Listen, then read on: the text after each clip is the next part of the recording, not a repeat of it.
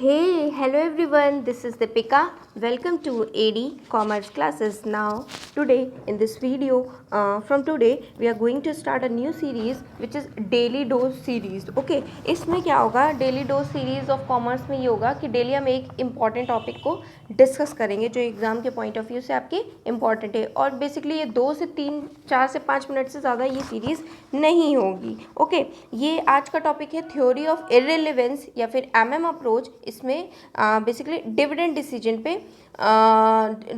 पे डिसीजन दिया था. ठीक है, और ये आपका डिविडेंड वाले चैप्टर का, डिविडेंड डिसीजन के चैप्टर का इम्पॉर्टेंट टॉपिक है.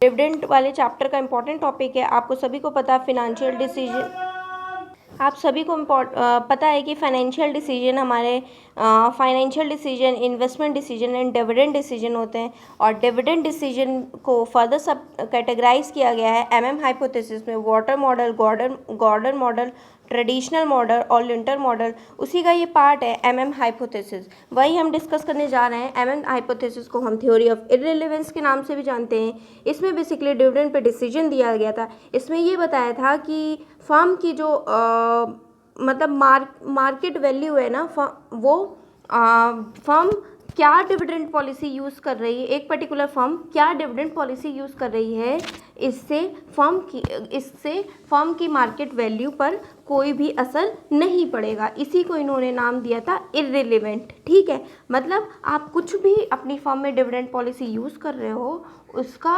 आपकी फर्म की मार्केट वैल्यू पे कोई भी असर नहीं पड़ेगा. ठीक है, ये बताया गया था, इसीलिए इसको नाम दिया गया था इररिलेवेंट. तो फिर मार्केट वैल्यू पे असर किससे पड़ेगा? ठीक है, मार्केट वैल्यू पे असर इससे पड़ेगा कि आपकी फर्म की अर्निंग कैपेसिटी कितनी है या आपकी इन्वेस्टमेंट पॉलिसी क्या है. मैं फिर से बताना चाहूँगी कि आप डिविडेंड पॉलिसी क्या यूज़ कर रहे हो, उससे मार्केट वैल्यू पे कोई भी असर नहीं पड़ेगा.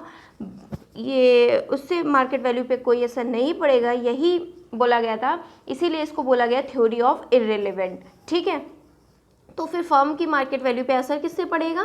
आप कि फर्म की अर्निंग कैपेसिटी क्या है और इन्वेस्टमेंट पॉलिसीज़ क्या है. ओके, आई होप ये समझ में आ गया होगा. और क्या है, इसको मैं रीड आउट कर देती हूँ. बेसिकली ये मैंने अपने खुद से नोट्स लिखे हैं, तो ये हिंदी इंग्लिश का मिक्सचर है. ओके, तो मैंने समझा ही दिया है, आप अपनी लैंग्वेज में भी इसे लिख सकते हो. जो BCom MCom के एस्पिरेंट्स हैं और जो नेट के हैं, वो तो उनका तो टिक मार्क ही आना है. MM अप्रोच में बताया था कि ये अप्रोच फर्म की डिविडेंड पॉलिसी का मार्केट वैल्यू पर कोई भी असर नहीं पड़ेगा. जैसे कि मैंने बताया, इररिलेवेंट होती है. फर्म की वैल्यू या फिर शेयर का मार्केट प्राइस फर्म की अर्निंग कैपेसिटी के द्वारा डिटरमाइन होता है, कि थ्रू डिटरमाइन होता है, ना कि इन्वेस्टमेंट पॉलिसी के थ्रू डिटरमाइन होता है, ना कि डिविडेंड पॉलिसी के थ्रू. इसमें कुछ एजम्पशंस थे. एजम्पशन से क्वेश्चन आपके NT-NET में आते हैं. आपकी कैपिटल मार्केट परफेक्ट होगी, इन्वेस्टर्स रेशनल होंगे, इंफॉर्मेशन फ्रीली अवेलेबल होगी सबको, no tax no discrimination policy होगी. ठीक है, और फिक्स्ड इन्वेस्टमेंट पॉलिसी होगी जिसमें कि हम इक्विटी से ही फाइनेंस करेंगे, डेब्ट का यूज़ नहीं करेंगे. No floating no transaction cost होगी, नो रिस्क नो अनसर्टेनिटी होगी, और 1 डिस्काउंट रेट अप्रोप्रिएट होगा इसमें. ओके, आई होप ये समझ में आ गया होगा. अजम्पशंस आप मैं फिर से बता देती हूँ. परफेक्ट कैपिटल मार्केट होगी, इन्वेस्टर रैशनल होंगे, इंफॉर्मेशन फ्रीली ट्रांसफरेबल होगी, no tax no discrimination policy होगी, और आपका फिक्स इन्वेस्टमेंट पॉलिसी होगी, no flotation no transaction cost होगी, no risk no uncertainty regarding company risk होगी, 1 डिस्काउंट रेट अप्रोप्रिएट होगा. आई होप ये समझ में आ गया होगा. So it was in this video. Meet you in my next video. Till then stay happy and keep learning guys.